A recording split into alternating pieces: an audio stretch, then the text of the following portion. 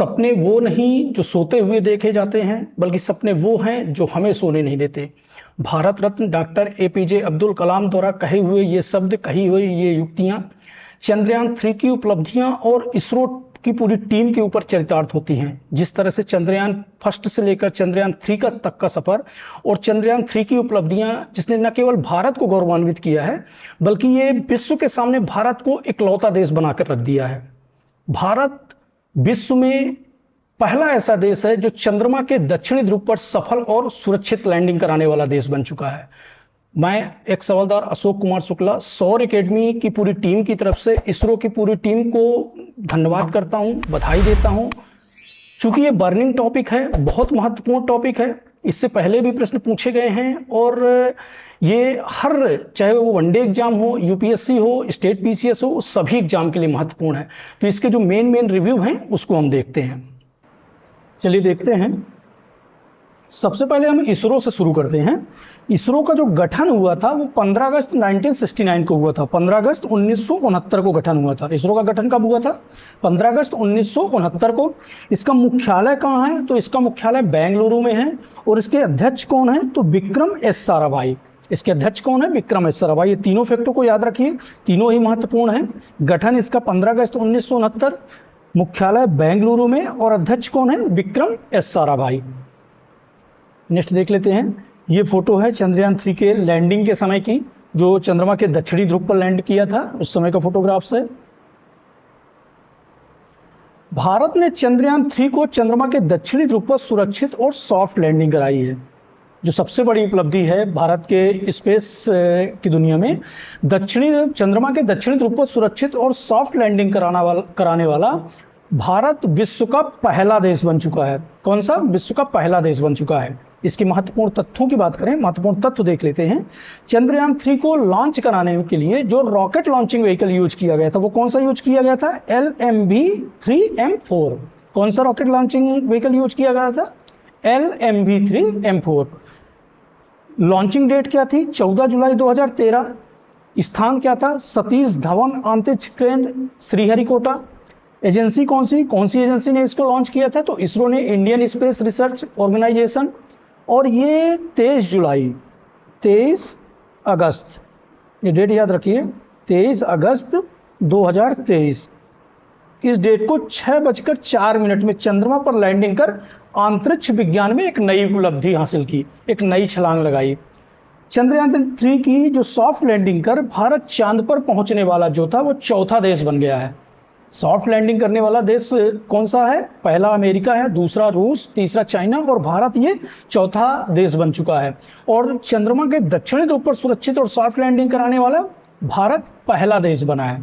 चूंकि दक्षिणी ध्रुव पर सुरक्षित और सॉफ्ट लैंडिंग कराना थोड़ा सा मुश्किल काम होता है, क्योंकि हमेशा बर्फ जमी रहती है, बहुत सारे चैलेंजेस होते हैं, सूर्य के रोशनी की उपलब्धता हमेशा नहीं होती, जिसके कारण वहां पे जो सौर पैनल से काम करने वाले जो इक्विपमेंट होते हैं वो कहीं ना कहीं प्रभावित होते हैं। तो इस तरह से बहुत सारे चैलेंजेस होते हैं।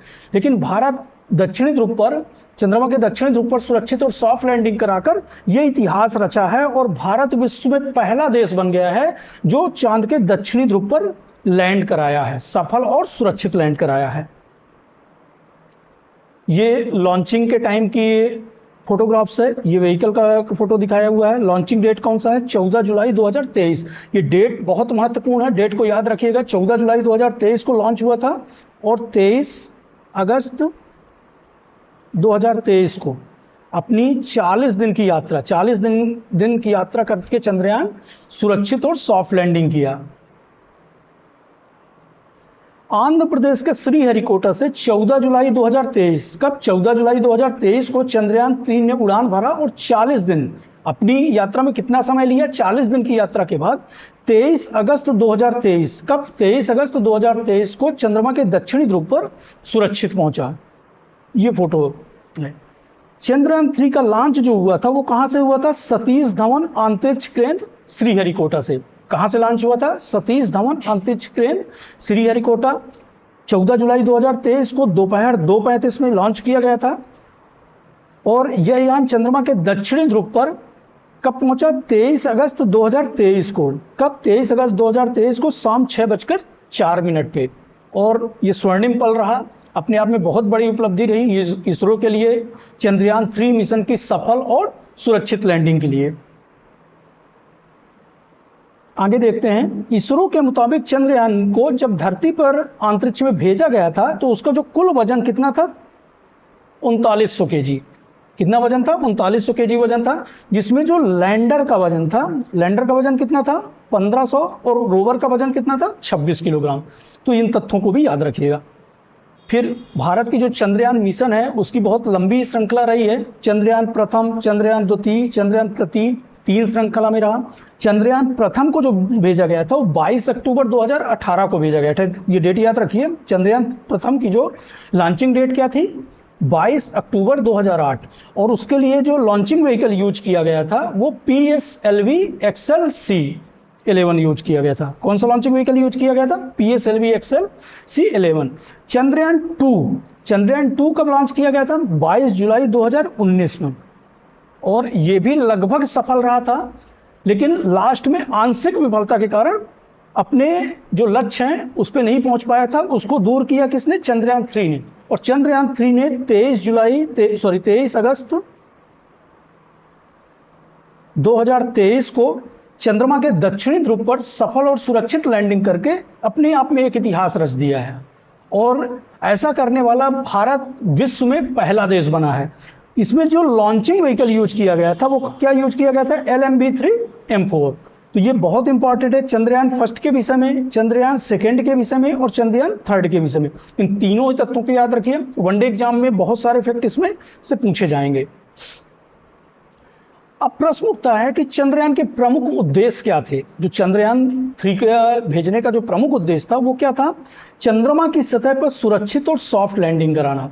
चंद्रमा की सतह पर चंद्रयान 3 का सुरक्षित और सॉफ्ट लैंडिंग कराना, ये महत्वपूर्ण उद्देश्य था। इसी उद्देश्य के साथ भेजा गया था और उस उद्देश्य में सफल रहा। चंद्रमा पर रोवर को पहुंचाना, क्योंकि रोवर ही क्या करेगा? घूम घूम के वहां पे जो चंद्रमा की सतह है, चंद्रमा की धरती है, वहां के नमूनों को इकट्ठा करेगा, वहां की बहुत सारे शोध और परीक्षण करेगा और उनके फोटोग्राफ्स, उनके परीक्षण से संबंधित जानकारी इसरो को देगा। ये किसका काम रहेगा? रोवर को। यह उद्देश्य था कि रोवर को पहुंचाया जाए। रोवर से चंद्रमा की सतह पर शोध कराना, यह तीसरा उद्देश्य था। तो इन उद्देश्यों को भी देख लीजिए। चंद्रमा की सतह पर सुरक्षित और सॉफ्ट लैंडिंग कराना, चंद्रमा पर रोवर को पहुंचाना, रोवर से चंद्रमा की सतह पर शोध कराना, इस उद्देश्यों के साथ इसको भेजा गया था। आगे देख लेते हैं, चंद्रमा पर विक्रम लैंडर। एक प्रश्न ये भी बनता है कि लैंडर का नाम क्या था? विक्रम। और रोवर का नाम क्या था? प्रज्ञान। ये दोनों नाम याद रखिए। लैंडर का नाम क्या है? विक्रम। और रोवर का नाम क्या है? प्रज्ञान। तो चंद्रमा पर विक्रम लैंडर की सॉफ्ट लैंडिंग के बाद प्रज्ञान रोवर क्या करेगा? उससे निकलेगा और चंद्रमा की सतह पर घूमकर शोध करेगा, जानकारी इकट्ठा करेगा वहां की भूमि पे घूम घूम के। इस रोवर का नाम प्रज्ञान है। जो रोवर भेजा गया है चंद्रयान 3 में, उस रोवर का नाम क्या है? प्रज्ञान है। इंपॉर्टेंट है, इसको याद रखिएगा, क्योंकि इस बार रोवर बहुत बड़ा रोल प्ले कर रहा है चंद्रयान 3 में। तो क्या नाम है? प्रज्ञान है। नेक्स्ट देख लेते हैं, इसरो अध्यक्ष, अभी जो वर्तमान इसरो अध्यक्ष कौन है? एस सोमनाथ जी हैं। प्रज्ञान रोवर जल्दी बाहर आएगा और उसमें 1 दिन भी लग सकता है, जिसमें कई यंत्र लगे हैं, जिसमें एक यंत्र है रंभा। एक यंत्र रंभा है, जो रंभा क्या करेगा? चंद्रमा के वातावरण का अध्ययन करेगा। चंद्रमा के वातावरण का अध्ययन करने के लिए कौन सा यंत्र प्रयोग किया गया है? तो वो कौन सा यंत्र है? रंभा यंत्र है। आगे देख लेते हैं, अभी हमने देख ही लिया है कि चंद्रमा 40 दिन की यात्रा किया, और 40 दिन की यात्रा में पृथ्वी से 14 जुलाई 2023 से निकलने के बाद ये विभिन्न चरणों में, विभिन्न ऑर्बिट पे परिक्रमा किया, और ये 21 परिक्रमा किया। कितनी परिक्रमा किया? 21 परिक्रमा। और ये विभिन्न चरणों से चंद्रमा में पहुंचा, और चंद्रमा के कितने? 120 परिक्रमा किया। कितनी परिक्रमा किया चंद्रमा के? 120 परिक्रमा किया। 3,84,00,000 किलोमीटर, 3.84 लाख किलोमीटर की यात्रा तय करने के लिए इसने कितने? 15 लाख किलोमीटर की दूरी तय की। तो इस तरह से चंद्रयान की बहुत सारी उपलब्धियां, बहुत सारे फैक्ट हमने देखा, और चंद्रयान से संबंधित जो और भी जानकारी है उसको हम नेक्स्ट वीडियो में देखेंगे। अभी हमारी मैथ, रीजनिंग, साइंस सभी की क्लास कंटिन्यू चल रही है। मैथ, रीजनिंग की क्लास उत्कर्ष सर द्वारा चलाई जा रही है, और साइंस की क्लास प्रवीण सर द्वारा चलाई जा रही हैं, तो उन क्लासों को भी देखिए। बहुत सारी इसमें अपडेट मिलती हैं, तो उसको हम नेक्स्ट वीडियो में देखेंगे। चैनल पर नए हैं तो सब्सक्राइब कर दीजिए, ज़्यादा से ज़्यादा लोगों तक शेयर कीजिए। एक बार फिर से इसरो और उनकी टीम को बहुत बहुत धन्यवाद, बहुत बहुत बधाई। मिलते हैं नेक्स्ट वीडियो में। धन्यवाद।